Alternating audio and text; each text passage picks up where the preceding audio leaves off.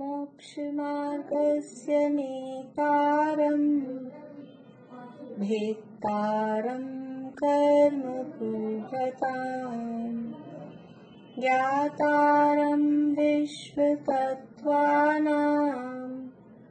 वन्दे तद्गुणलब्धये वन्दे तद्गुणलब्धये। मोक्षमार्ग के नेता एवं कर्म पर्वतों के भेदक और विश्व के सब तत्वों के ज्ञायक चेतन संवेदक सद्गुण आप समान प्राप्त हो यही भावना भा कर दे विनय पूर्वक करूं वंदना बारंबार जिनेश्वर देव बारंबार जिनेश्वर देव।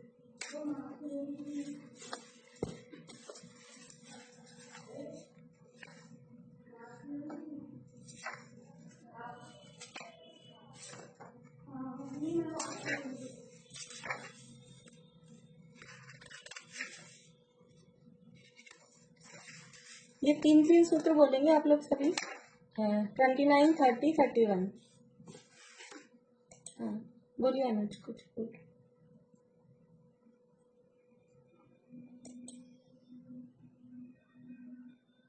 मैम सूत्र सुना है सुनाइए। सुनो। हाँ अग्नि काया धर्मा धर्माकाश उत्पाद किसे कहते हैं? बोलिए वर्षा भाभी। उत्पत्ति होना या उत्पन्न होना पैदा होना। हाँ किसका उत्पन्न होना? द्रव्य का मतलब उसका मतलब बार बार वो पैदा भी होता है और नष्ट भी होता है। ठीक है चमेली आंटी बोलिए। हाँ देखो उत्पन्न होना नष्ट होना। हाँ तो बढ़िया यानी उत्पन्न हो रही है नष्ट हो रही है वो पर्याय, लेकिन वो पर्याय किसमें है? वो पर्याय द्रव्य में ही है। इसलिए ऐसा ही कहेंगे द्रव्य का अपनी पिछली पर्याय से नष्ट होना, नवीन पर्याय रूप से उत्पन्न होना। तो द्रव्य का अपनी नवीन पर्याय रूप से उत्पन्न होना उसका नाम उत्पाद, और द्रव्य का अपनी पूर्व पर्याय रूप से नष्ट होना उसका नाम व्यय। द्रव्य ही उत्पन्न हो रहा है, द्रव्य ही नष्ट हो रहा है। हम ऐसा बोलते हैं पर्याय उत्पन्न होती है, पर्याय नष्ट होती है, लेकिन वो पर्याय उस द्रव्य से अलग थोड़ी ना है।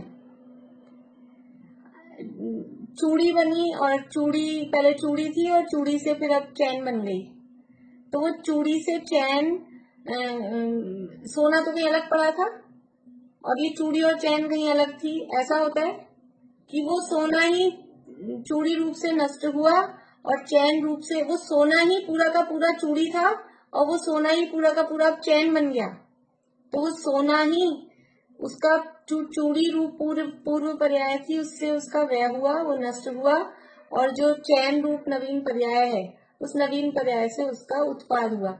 लेकिन हम ऐसी भाषा बोलते हैं कि पर्याय उत्पन्न होती है, पर्याय नष्ट होती है, पर वास्तव में देखा जाए तो वो पर्याय द्रव्य से अलग नहीं है और द्रव्य अपनी पर्याय से अलग नहीं है।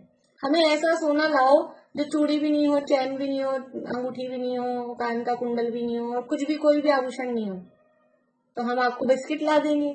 तो बिस्किट भी तो आकार है ना, गोल्ड का जो बिस्किट है वो भी तो कोई ना कोई आकार है। हमें ऐसा सोना लाके दो जिसका कोई आकार नहीं हो, कोई शेप में नहीं हो, वो आकार समझ लो पर्याय है।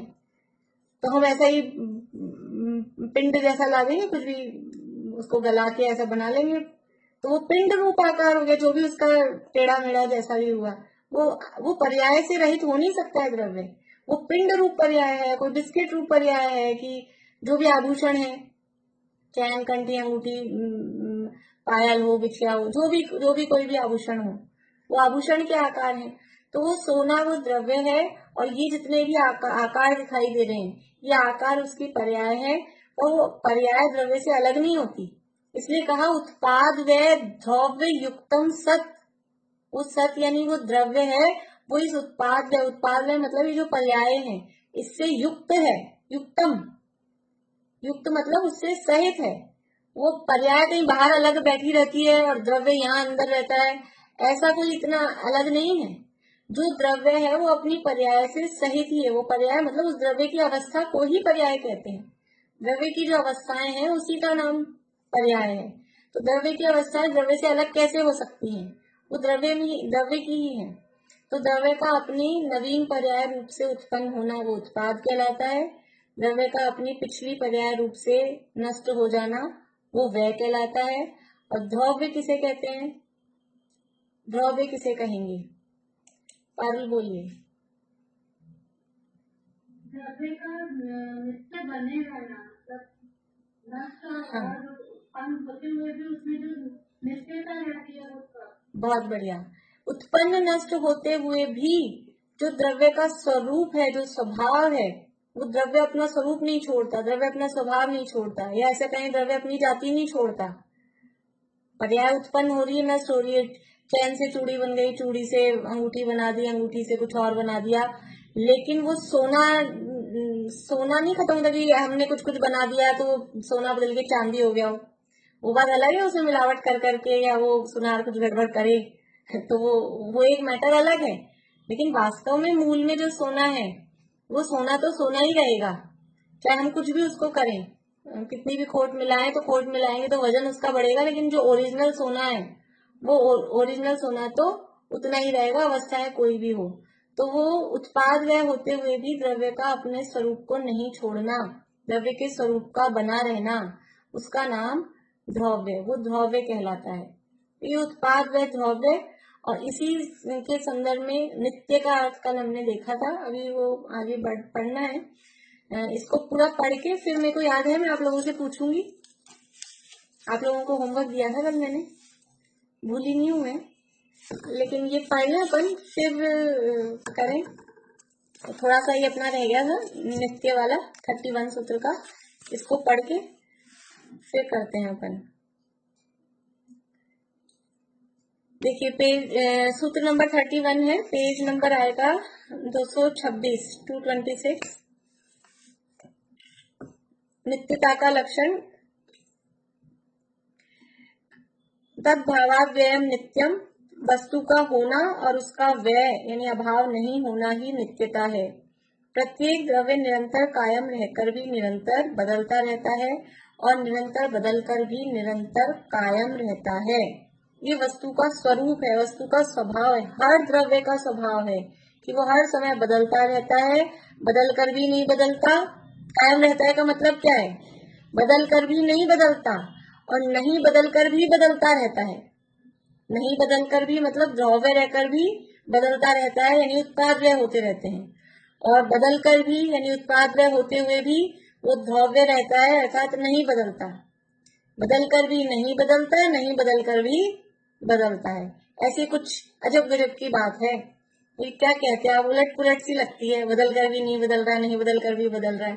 ये ऐसा ही है, वस्तु का स्वभाव ही ऐसा है, हम क्या करें, ऐसी स्थिति है। देखिए ये पैराग्राफ अपना हो गया था, नीचे से पढ़ते हैं। जब हम किसी 25 वर्ष के नवयुवक को देखकर यह कहते हैं कि रे सुरेश तू इतना बड़ा हो गया, इतना बदल गया, जब तू 5 वर्ष का था तब मैंने तुझे नंगा खेलते देखा है। अब हम किसी को, कोई 5 वर्ष के बच्चे को देखा और वो 25-20 साल बाद उससे मिले तो उसको पहचान गए, तब तो बोल रहे कि रे सुरेश, जो भी कुछ भी नाम उसका हो। तो 20 साल बाद भी हमने उसको पहचाना, लेकिन पहचान कर भी हम कह रहे हैं तो बहुत बदल गया। तो पहचाना किस कारण से? कि कुछ नित्य था उसमें, कुछ ऐसा था जो वही बना रहा। हम लोग पुराने एल्बम निकालते हैं शादी के, समझ लीजिए अपनी मम्मी की शादी का एल्बम निकाला, अब हम तो तब थे नहीं, अब उसमें सब लोग सब जितने भी टाइम उनको हो गया, वो 30 साल 35 साल 40 साल 50 साल, तो अब वो 50 साल पहले के लोग, अब फिर भी हम किसी की फोटो देख के पहचान लेते हैं, ये तो वो चाचा है, ये तो वो मामा है। इतने इतने से होंगे, कोई 10 साल का, कोई 5 साल का, कोई 12 साल का, इतने इतने से उम्र वाले वो लोग होंगे, फिर भी हम किसी की फोटो देखकर पहचान जाते हैं कि तो उनकी लग रही है। क्यों पहचान रहे हैं? कि अभी तो वो व्यक्ति 40-50 साल का है और 60 साल का है, और अभी हम 12 साल की जो उनकी फोटो है, 10 साल की उनकी फोटो है, हम पहचान रहे हैं।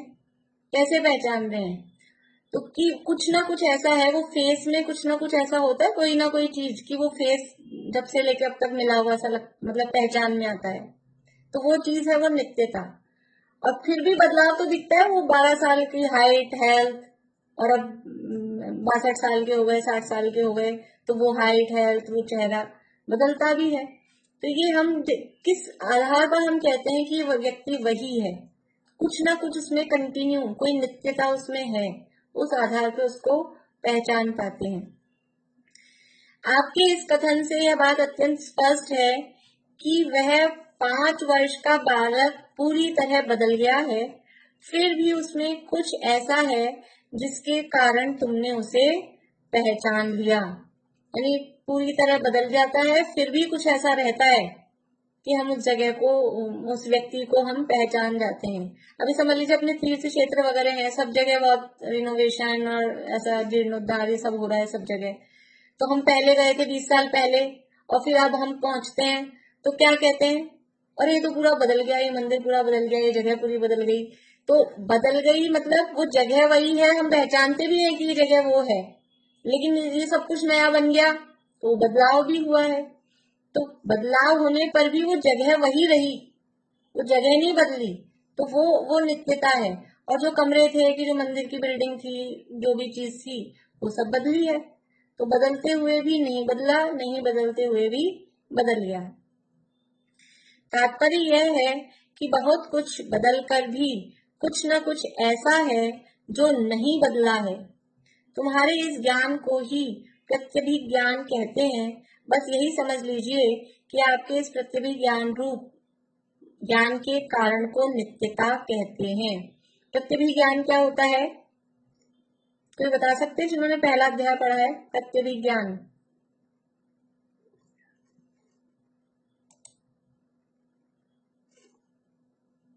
सरोज आंटी, आभा आंटी, बोलिए आभा आंटी।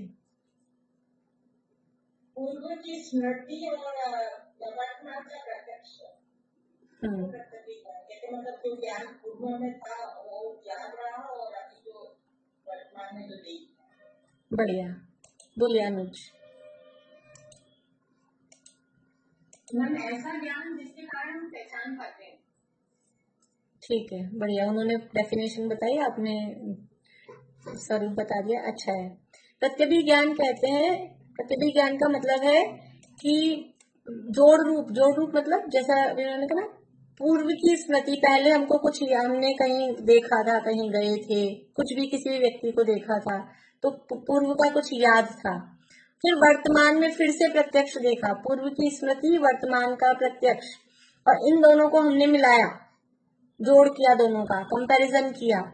तो उन दोनों के कंपैरिजन से फिर हमको कुछ ज्ञान होता है, कुछ समझ में आता है, उसका नाम है प्रत्यभिज्ञान। जैसे कि इसमें जो उदाहरण दिया कि अरे तू तो बहुत बदल गया, तो तू तो बहुत बदल गया यानी पहले हमने देखा था 20 साल पहले, तब तू ऐसा था, और अब वर्तमान में देख रहे हैं तब तू ऐसा हो गया।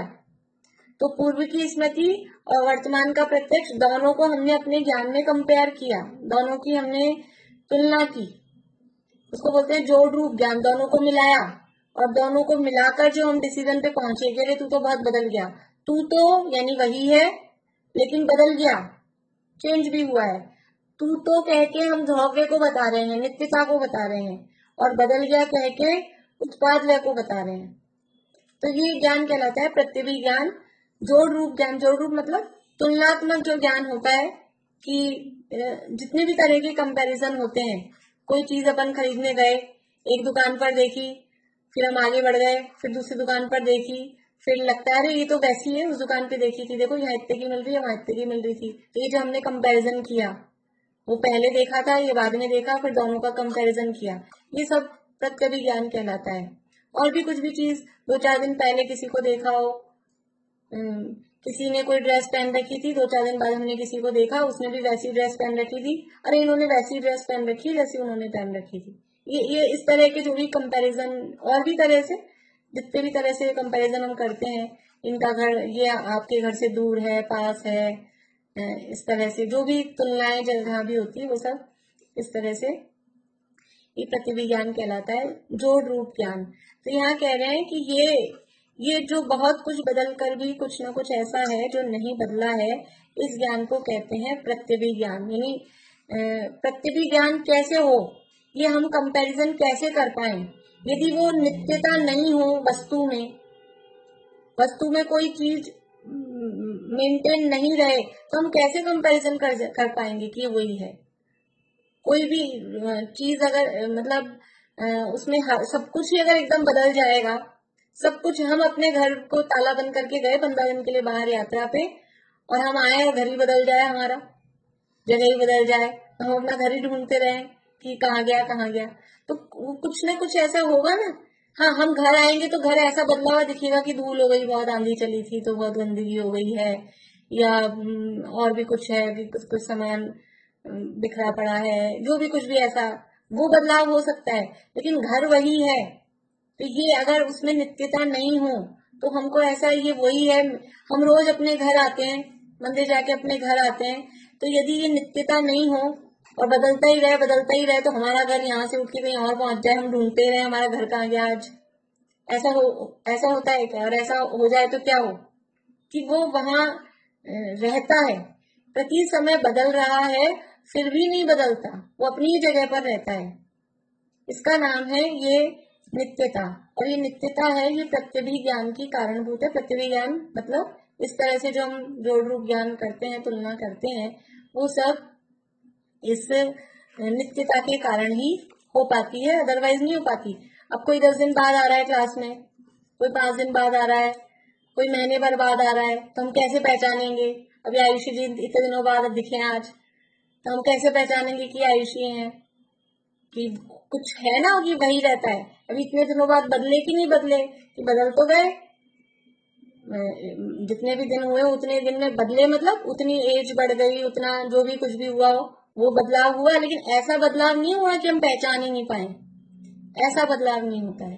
तो ये जो कुछ ऐसी चीज है जिससे हम पहचान पाते हैं, वो नित्यता कहलाती है। इस प्रत्यभि ज्ञान के रूप ज्ञान के कारण को ही नित्यता कहते हैं, ये नित्यता है। तो ये इन सबको पढ़ने से क्या लाभ है, कुछ आप लोगों ने सोचा हो तो दो चार बताइए मुझे, नहीं फिर हम इसके आगे थोड़ी सी सामान्य गुणों की भी चर्चा करेंगे इसी के साथ। बोलिए, कौन बताना चाहते हैं? चित्रा आंटी बोलिए।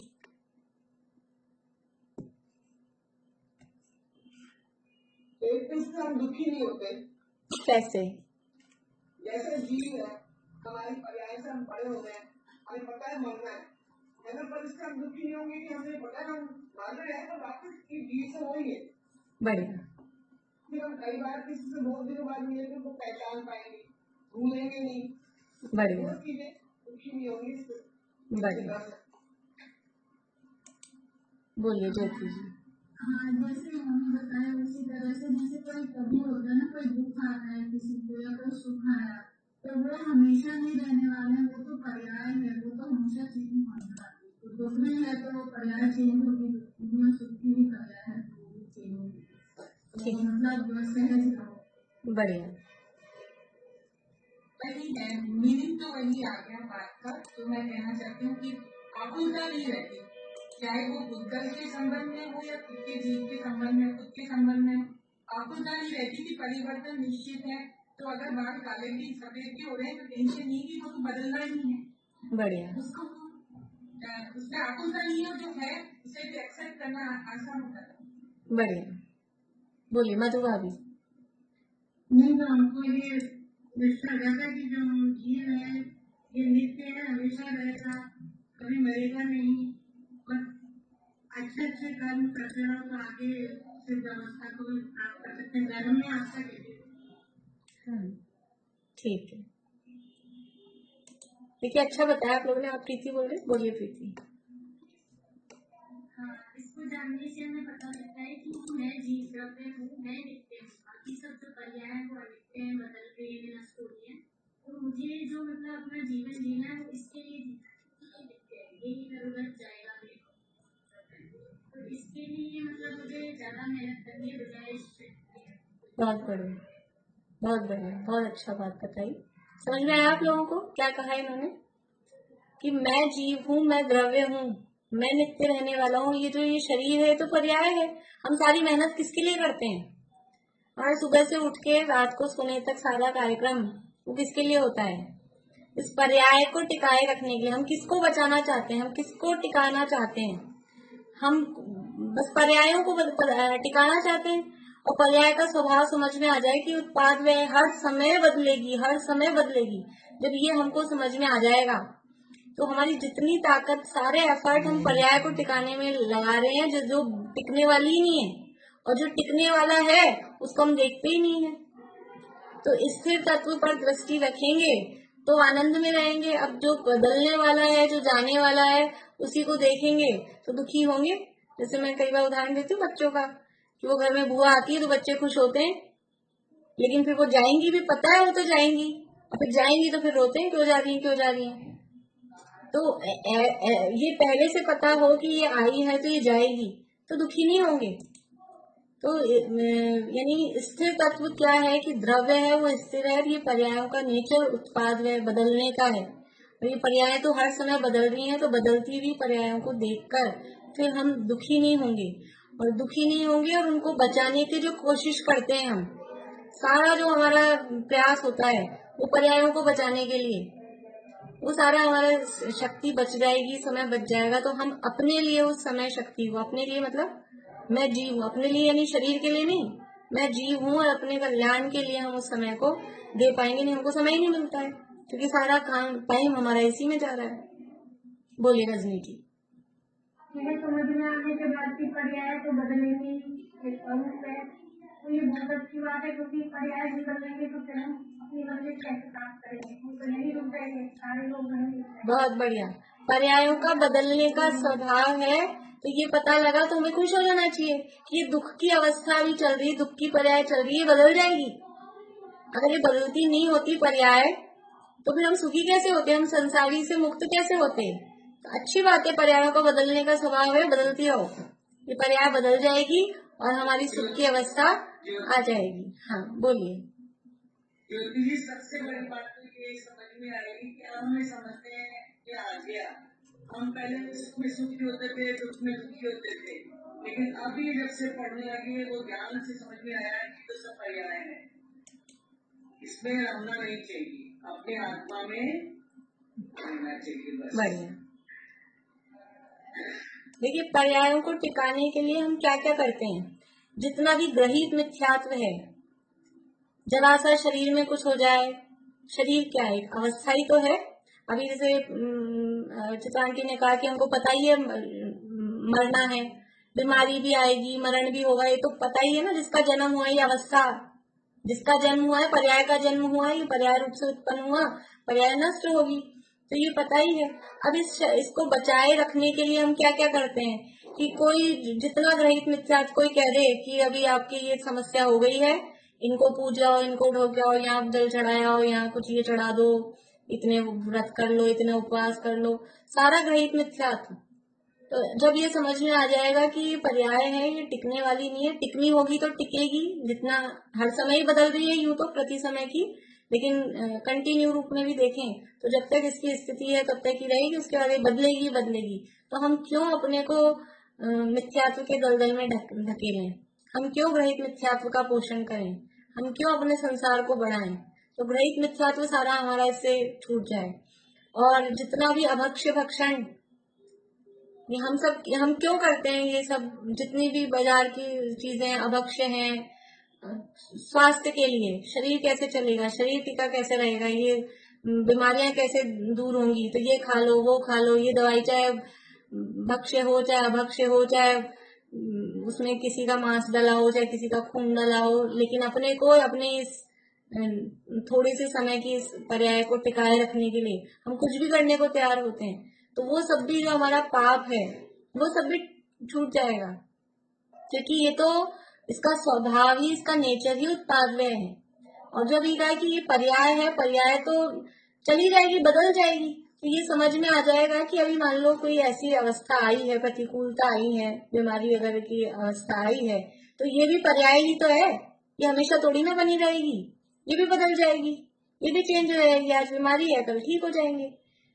तो इसलिए ये जितने भी हमारा ग्रहित मिथ्यात्व है, अभक्ष भक्षण है, जितने भी असदाचार हैं और जो भी पाप होते हैं, हिंसा, झूठ, चोरी, कुशील, परिग्रह, ये सब भी किस लिए करता है जी? पांचों पाप किस लिए करता है जी? ये सब इस पर्याय के वशीभूत होकर पर्यायों को टिकाए रखने के लिए। और भी जो भी घर में, ये तो शरीर तो है ही मुख्य, बाकी जो भी अपने घर में चीजें हैं, हमको ये समझ में आ जाए कि ये परिणमन इनका स्वभाव है, उत्पाद इनमें होना है, परिवर्तन इनमें होना है। अब कोई नई चीज लाते हैं तो जरा सा इसमें स्क्रैच नहीं आ जाए, ये जरा सी फट नहीं जाए, ये खराब नहीं हो जाए, कैसे उसकी हमको वो रहती है। और फिर अगर वो खराब हो जाए, टूट जाए, फट जाए, जो भी वस्तु हो, तो कितना दुखी होते हैं। तो उस समय ये समझ में आ जाए कि इसका तो परिणमन स्वभाव ही है। जो नया है वो पुराना होएगा ही होएगा। नए से पुराना कैसे हो गया ऐसा हमको लगता है? नई साड़ी लाए हूं तब ये इसका रंग नहीं फीका पड़ जाए, इसमें जरा सा कोई तार नहीं खिंच जाए, इसका नई गाड़ी ली हो तो एक स्क्रैच नहीं आ जाए उसमें, नया घर में नया कलर किया हो तो एक जरा सा कोई भी एक खरोंच नहीं लग जाए उसमें, कैसा हमको वो लगता है। वो स्वरूप हमको समझ में आएगा कि ये पर्याय है, ये निरंतर इनका बदलने का स्वभाव है। तो जितना हमारी आकुलता चलती है वो सब इन पर्यायों को टिकाए रखने के कारण चलती है। तो वो ये स्वरूप समझ में आने के बाद में द्रव्य और पर्याय इनका स्वरूप समझ में आ जाए तो इसमें से द्रव्य क्या है और पर्याय क्या है। तो जो द्रव्य है वो टिका रहेगा और ये पर्याय है ये बदलती रहेंगी। तो हमारी बहुत सारे जितने भी आकुलता होती है वो सब कम हो जाती है। देखो थोड़ा सा जैसे हम एक्सपीरियंस होता है ना हम लोगों को, बड़े हो गए हम तो ये समझ में आने लग जाता है हमको कुछ चीजें इस तरह की, तो हमारी आकुलता कम हो जाती है। बच्चों को ऐसी आकुलता रहती है, उनकी पर्यायों पर दृष्टि रहती है बच्चों की। या जैसे समझ लीजिए लेडीज हैं, वो आकार को देखती हैं, गहने लेने गए तो वो डिजाइन देखती हैं, उनकी दृष्टि डिजाइन पे रहती है। और जो जेंट्स हैं वो बस सोना कितना है उसमें, माल पर उनकी दृष्टि रहती है, द्रव्य पर उनकी दृष्टि रहती है। तो वो कोई सी भी डिजाइन हो, वो टूटे कुछ भी हो तो उससे फर्क नहीं पड़ता, अपना सोना तो उतना ही है। और स्त्रियों को वो रहती है हमारी डिजाइन खराब हो गई, हमको ये वाली डिजाइन चाहिए थी। तो डिजाइन मतलब वो पर्याय और सोना मतलब वो द्रव्य उदाहरण में। तो ऐसे द्रव्य पर दृष्टि रहे, द्रव्य का स्वभाव स्वरूप पर दृष्टि रहे तो हमारी जीवन में से बहुत हद तक आकुलता कम हो सकती है, कम हो जाती है। और मैं जीव द्रव्य हूँ ऐसा समझ में आए तो अपने स्वरूप पर दृष्टि रखने की भावना हमारी होती है। ये पर्याय है, किसी भी अवस्था में रहे, चाहे नारकी हो, चाहे देव हो, चाहे तिरंच हो, चाहे मनुष्य हो, वो कोई सी अवस्था में रहे, ये अवस्था टिकी रहने वाली नहीं है। आज कोई देव बन गया तो घमंड करे, ये तो पर्याय है, अवस्था है।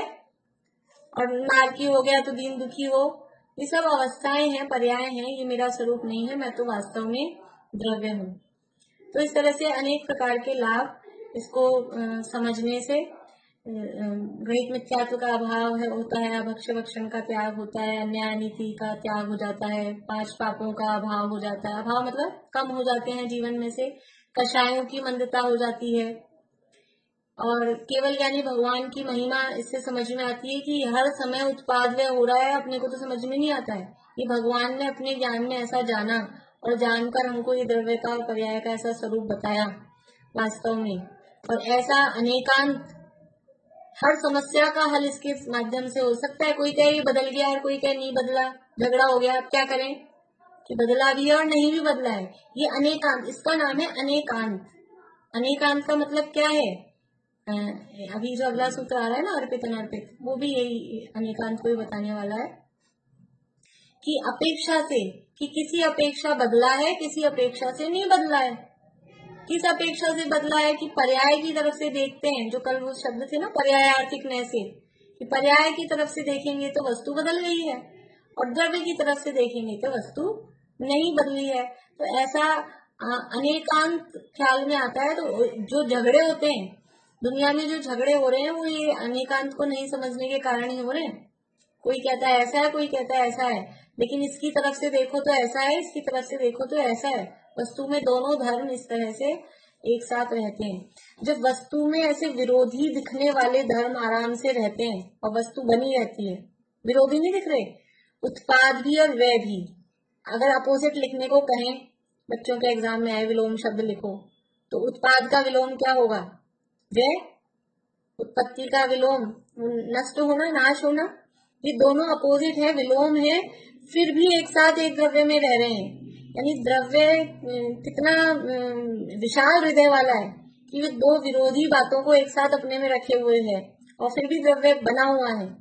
उत्पाद भी है, व्यय भी है, फिर भी वो बना हुआ है। क्यों? द्रव्य है उसमें।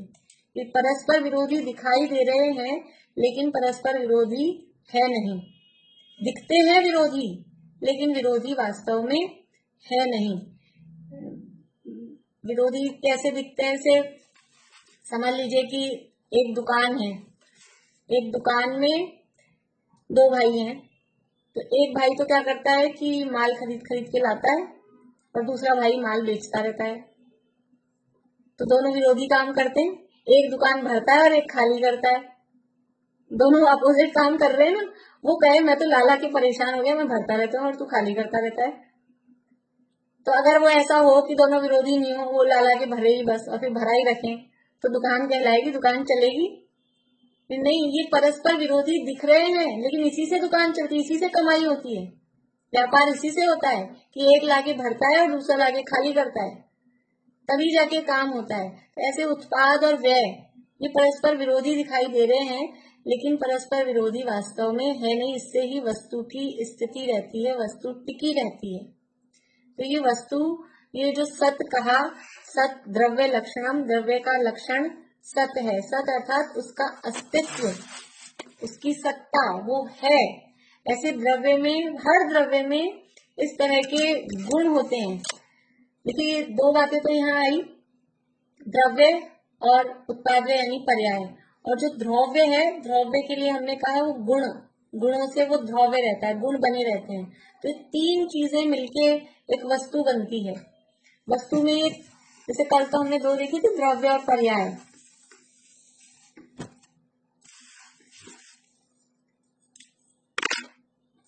ये कोई वस्तु है, कल हमने इसके दो पक्ष देखे थे, एक द्रव्य और एक पर्याय, है ना। लेकिन इसमें एक और पक्ष है, वो है गुण। द्रव्य, गुण, पर्याय, ऐसे ये तीन है। या फिर ऐसे कहें कि ये जो वस्तु है ये द्रव्य है, ये गुण पर्याय वाला होता है, ऐसा भी कह सकते हैं। ये जो वस्तु है यानी द्रव्य है, इस द्रव्य में गुण और पर्याय होती है। तो वस्तु ये द्रव्य गुण पर्याय स्वरूप होती है वस्तु। और ये गुण क्या है? पर्याय तो समझ में आ गई, जो उत्पाद व्यय हो रहा है, जो उत्पाद व्यय हो रहा है हर समय, जो बदल रही है, जो द्रव्य की अवस्थाएं हैं, वो है पर्याय। और द्रव्य है वो वस्तु है, जो मूल वस्तु है वो द्रव्य है। गुण क्या है? एक दिन परिभाषा बताई थी मैंने, किसी क्लास में बताई थी, ध्यान है किसी को? बोलिए सरोजा आंटी। जो वस्तु के सभी अवस्था और सभी पर्याय में रहेगी। हाँ, अवस्था और पर्याय तो एक ही हो गया। जो द्रव्य के संपूर्ण भागों, हाँ, जो द्रव्य के संपूर्ण भागों और उसकी संपूर्ण अवस्थाओं में पाया जाए उसे गुण कहते हैं। और अपन सरल भाषा में कहें तो द्रव्य की विशेषताओं को गुण कहते हैं। द्रव्य में कुछ विशेषताएं होती हैं, वो गुण कहलाती हैं। और ये जो गुण है ये द्रव्य के संपूर्ण भागों में, जो द्रव्य है, जितना द्रव्य है उसमें हर जगह वो गुण पाया जाएगा। और उसकी हर अवस्था में, हर अवस्था में और हर पार्ट में ये पाया जाता है, वो कहलाता है गुण। तो ये द्रव्य, अभी आगे ये और परिभाषाएं आने वाली हैं द्रव्य गुण की भी, आगे भी और थोड़े आगे चल के सूत्र आएंगे। तो ये जो गुण है ये द्रव्य में गुण होते हैं और ये गुण दो प्रकार के होते हैं। एक होता है सामान्य गुण, एक होता है विशेष गुण। दो प्रकार के गुण होते हैं द्रव्य में, सामान्य गुण और विशेष गुण। हर द्रव्य में गुण है। गुण दो प्रकार के हैं, एक सामान्य गुण और एक विशेष गुण। सामान्य गुण का मतलब क्या है कि जो गुण सब द्रव्यों में पाए जाएं वो कहलाते हैं सामान्य। सामान्य मतलब कॉमन है। जो गुण सब द्रव्यों में पाए जाते हैं उन्हें सामान्य गुण कहते हैं।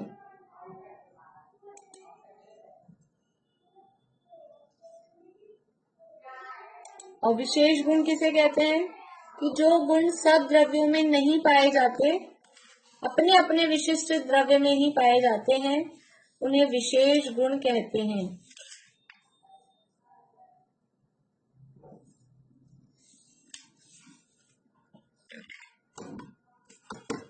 जो गुण सब द्रव्यों में पाए जाते हैं वो सामान्य गुण, और जो गुण अपने अपने विशिष्ट द्रव्य में ही पाए जाते हैं वो कहलाते हैं विशेष गुण। तो कुछ गुण ऐसे हैं जो कॉमन है, जीव में भी पाए जाएंगे, पुद्गल में भी, धर्म अधर्म आकाश काल सब में पाए जाएंगे, वो कहलाएंगे सामान्य गुण। और कुछ गुण ऐसे होंगे जो जीव में पाए जाएंगे तो अजीव में नहीं पाए जाएंगे, यानी पुद्गल में नहीं पाए जाएंगे। पुद्गल में पाए गए वो धर्म में नहीं पाए जाएंगे, वो कहलाएंगे उसके विशेष गुण। तो ये सामान्य गुण भी कितने होते हैं? सामान्य गुण भी अनंत होते हैं। एक द्रव्य में सामान्य गुण कितने हैं?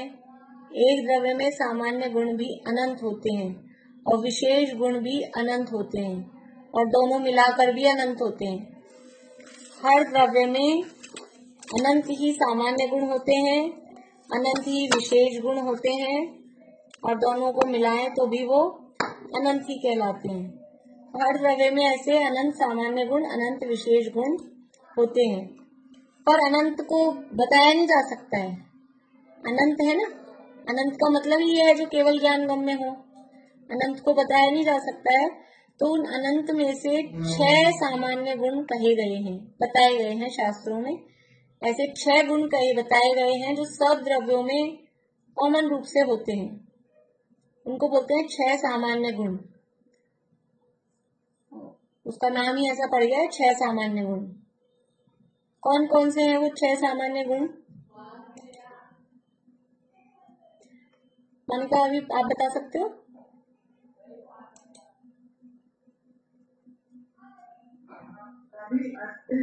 हम्म हम्म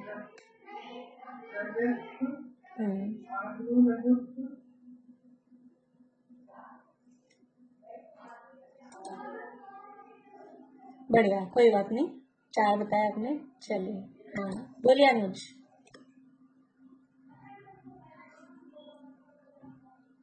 अस्तित्व, वस्तुत्व, द्रव्यत्व, प्रमेयत्व, अगुरु लघुत्व और प्रदेशत्व। बहुत बढ़िया, ये 6 सामान्य गुण हैं। अस्तित्व,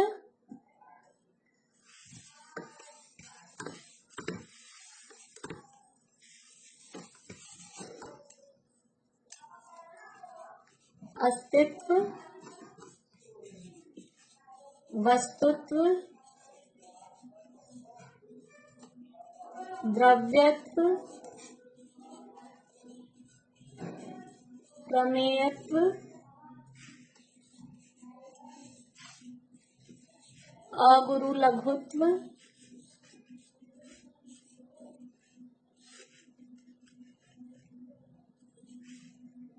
और प्रदेशत्व।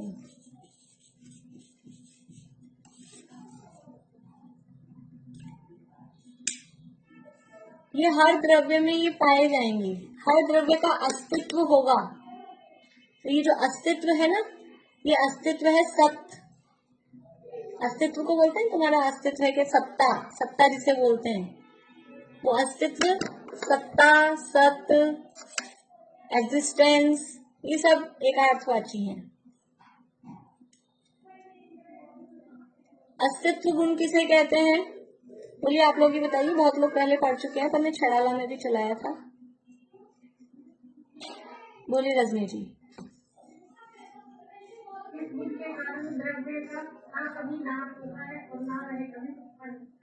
बहुत बढ़िया। जिस शक्ति के कारण द्रव्य का कभी नाश नहीं होता और वो कभी किसी से उत्पन्न नहीं होता,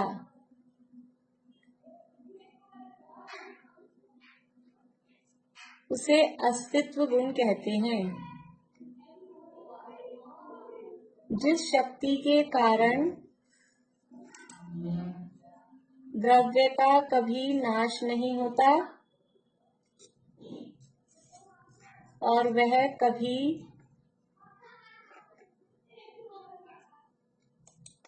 उत्पन्न भी नहीं होता, उसे अस्तित्व गुण कहते हैं। अस्तित्व जिसका है तो उसका नाश हो सकता है क्या? अस्तित्व है ना, तो उसका नाश ही नहीं हो सकता। और जिसका ऑलरेडी अस्तित्व है तो वो नया उत्पन्न कैसे होगा? तो है ही।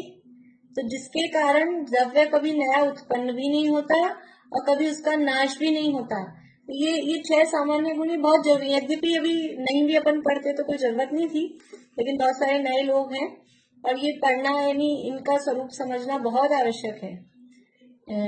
यानी यही समझ लिया जाए और जैसे अभी हमने इसमें से लाभ देखा ना, वैसे के वैसे लाभ इन 6 सामान्य गुणों को पढ़ने से, समझने से, कि हमारी जो सारी टेंशन है, सारी आकुलता है, इसको पढ़ने से ही समझ खत्म हो जाए कि मेरा अस्तित्व है, मेरा कभी नाश ही नहीं होता, मुझे कोई उत्पन्न ही नहीं कर सकता, मुझे कोई मार नहीं सकता, मुझे कोई बचा नहीं कर सकता, मुझे कोई पैदा नहीं कर सकता, मुझे कोई खत्म नहीं कर सकता। ऐसा गुण मुझ में है। और मुझे कोई नहीं कर सकता, तो अपने को जो डर लग रहा था कोई मुझे मार देगा, कोई मुझे पैक कर देगा, कुछ भी, वो अपना डर खत्म हो गया। तो अपने को तो कोई नहीं कर सकता, अपन तो कर सकते हैं ना किसी को। हम तो पैदा कर सकते हैं ना किसी को, हम तो मार सकते हैं ना किसी को, कि हम भी किसी को ना मार सकते हैं, ना बचा सकते हैं, ना पैदा कर सकते हैं। तो जो हमको दूसरे के करने की जो टेंशन थी और जो अपने भार ले रखा था और अपने अहंकार ले रखा था हमने कि हम करते हैं, ये सब खत्म हो जाएगा। क्योंकि हम ना किसी से उत्पन्न होते हैं, ना कोई मुझे पैदा करता है, ना मैं किसी को पैदा करता हूँ, ना मुझे किसी ने बनाया है, ना मैं किसी को बनाता हूँ, ना मुझे कोई खत्म करेगा, ना मैं किसी को कुछ खत्म करूंगा।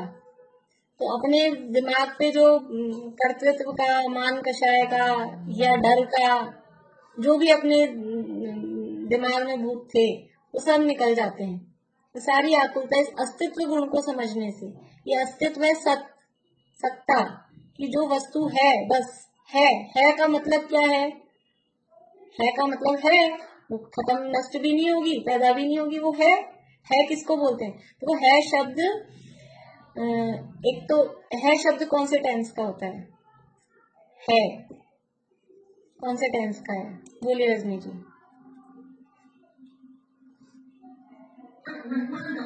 वर्तमान काल, प्रेजेंट टेंस। ठीक है, और किसी को कुछ कहना है शब्द कौन से टेंस का है? सही है इनका जवाब, पर किसी को कुछ और कहना हो? देखो है शब्द, हाँ बोलिए चित्रा आंटी। सरोज आंटी भी कुछ कह रहे हैं। ये कंटिन्यूटी में बताता है कि पहले भी था, इसलिए है। बढ़िया, बोलिए सरोज आंटी, बोलिए। ये जो है वो हमेशा है, वो रहेगा। हाँ, वो है, वो रहेगा। बढ़िया बढ़िया। देखो है शब्द प्रेजेंट को तो बताता है, लेकिन है शब्द त्रिकाल को भी बताता है। यूनिवर्सल जो है, सूर्य पूर्व दिशा से उगता है, ये प्रेजेंट टेंस है क्या? ये यूनिवर्सल ट्रुथ है, ये हमेशा त्रैकालिक सत्य है ना, ये सार्वभौमिक सत्य है। ये हमेशा कहेंगे सूर्य पूर्व दिशा से उगता है। ये कौन से टेंस का कथन है? कि ये कोई अकेला प्रेजेंट का नहीं है। शब्द त्रिकाल को भी बताता है, जो तीनों काल में रहे, भूत में भी था, वर्तमान में भी है, भविष्य में भी रहेगा, उस सबके लिए है शब्द। मैं आत्मा हूँ, मैं जीव हूँ, ये हूँ मतलब है, तो मैं कब हूँ? अभी हूँ, कि मैं भूतकाल में भी जीव था, मैं वर्तमान में भी जीव हूँ, मैं भविष्य में भी जीव ही रहूंगा। ये है मतलब अस्तित्व, सत्ता, और त्रिकाल को बताने वाली है। तो भूतकाल में भी मेरा अस्तित्व था, वर्तमान में भी मेरा अस्तित्व है, और भविष्य में भी मेरा अस्तित्व रहेगा। ऐसा ये अस्तित्व गुण, ये हमारे को त्रैकालिक अपनी सत्ता का ज्ञान कराता है कि मेरा कभी नाश नहीं होगा, मैं कभी किसी से उत्पन्न नहीं हुआ हूँ, और जो मेरा स्वरूप है उस स्वरूप कभी बिगड़ेगा नहीं। वो आगे और जो गुण है, उन गुणों के माध्यम से वो स्वरूप समझ में आएगा। आज तो अपना समय हो गया, अपन एक ही गुण की चर्चा करेंगे, बाकी कल करेंगे चर्चा। आप लोग सोचना कि अस्तित्व मात्र से हमको कितना लाभ हो सकता है। हम अपने अस्तित्व की स्वीकृति करेंगे, कोई मुझे मार नहीं सकता, कोई मुझे उत्पन्न नहीं कर सकता, इतना पता लग जाए। और मैं किसी को न पैदा कर सकता हूँ, न मार सकता हूँ। पैदा मतलब उत्पन्न करना कुछ भी। तो ये समझ में आ जाए तो कितना हमारा सिर का बोझा कम हो जाए, कितने हल्के हम हो जाएं। सिर पे से भार उतर जाता है। फिजिकल जो वजन होता है ना, ऐसा कुछ भार है सामान का, वो तो कोई खास भार नहीं है। लेकिन सिर पे जो बर्डन होता है काम काज का, ये करना ये करना ये करना ये करना ये करना, वो कितना भार होता है। कभी किसी से खड़ा होती है आदमी की बीपी हाई और बीपी लो, ये सब इसी से तो होते हैं कि सिर पे इतना वजन रहता है ये करने का। ये सारा करने का बोझा सिर पे से उतर जाता है। ये द्रव्य का जो स्वरूप है, सब द्रव्य लक्षणम, और ये अस्तित्व गुण, ये समझ में आ जाए तो जीवन एकदम हल्का हो जाता है। बोलिए अंकल।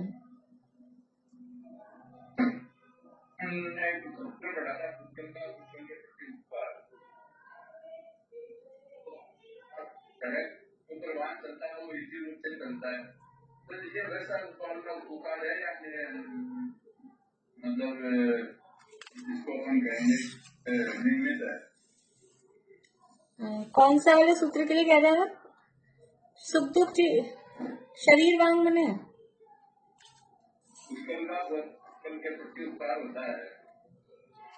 हाँ, तो सड़क पे जो वाहन चलता है, सड़क उपकार करती है उस वाहन, तो एक तो उपकार ये हो गया उसमें कि वो इसी रूप से चलती है गाड़ी। हाँ, निमित्त है उसके लिए। उपकार का अर्थ ही यहाँ निमित्त है। उपकार का अर्थ ही निमित्त है। गाड़ी के चलने में सड़क निमित्त है, ये उसका उपकार है। और सड़क है, और समझ लीजिए दोनों का परस्पर में भी कहें तो सड़क बनी हुई है तो उस पे गाड़ी चली, तो गाड़ी के लिए सड़क निमित्त हो गई। और अब सड़क थी, सड़क पे कुछ भी परिणमन हो रहा है तो उसमें वो गाड़ी चल गई, तो सड़क के परिणमन में वो गाड़ी निमित्त हो गई। मान लीजिए वो गाड़ी से सड़क में कुछ खड्डा हो गया, कुछ भी उसमें जो परिवर्तन हुआ, तो दोनों में आपस में इस तरह का उपकार का अर्थ है केवल निमित्त ही है। उपकार का अर्थ उसने कोई भलाई कर दी, गाड़ी चली है सड़क पे, अब सड़क टूटी फूटी थी, बहुत ज्यादा खड्डे थे और वो गाड़ी उससे पलटी हो गई, एक्सीडेंट हो गया, तो वो भी वो उपकार है उसका, वो निमित्त है। उस गाड़ी के एक्सीडेंट में वो सड़क निमित्त है, निमित्त है। वो उपकार का अर्थ केवल निमित्त है और कुछ भी नहीं। बोलिए। ये चौथा गुण कौन सा लिखा है, आपको दिखाई दे? प्रमेयत्व। प्रमेयत्व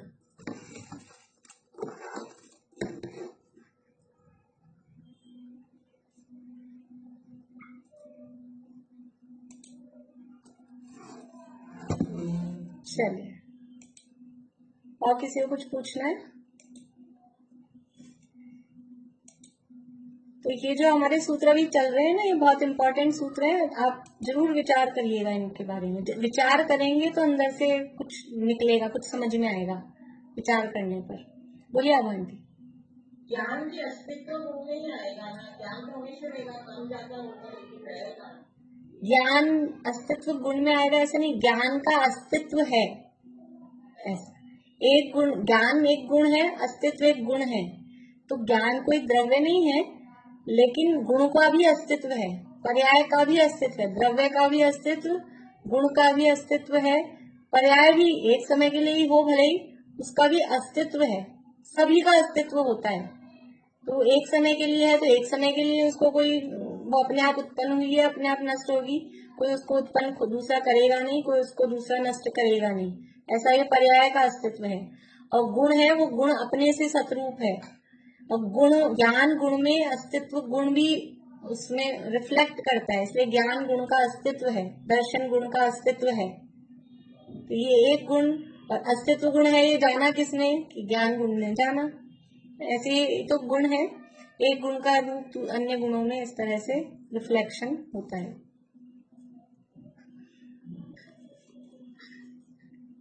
चलिए, और किसी को कुछ पूछना है?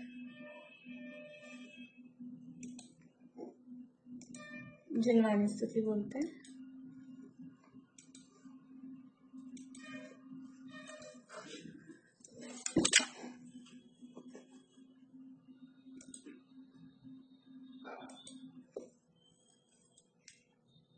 हे धर्म जिन सद धर्म नए सत धर्म के आधार हो, भव भूमि का परित्याग कर जिन भव जलधि के पार हो, आराधना आराध कर आराधना के सार हो, धर्मात्मा परमात्मा तुम धर्म के अवतार हो।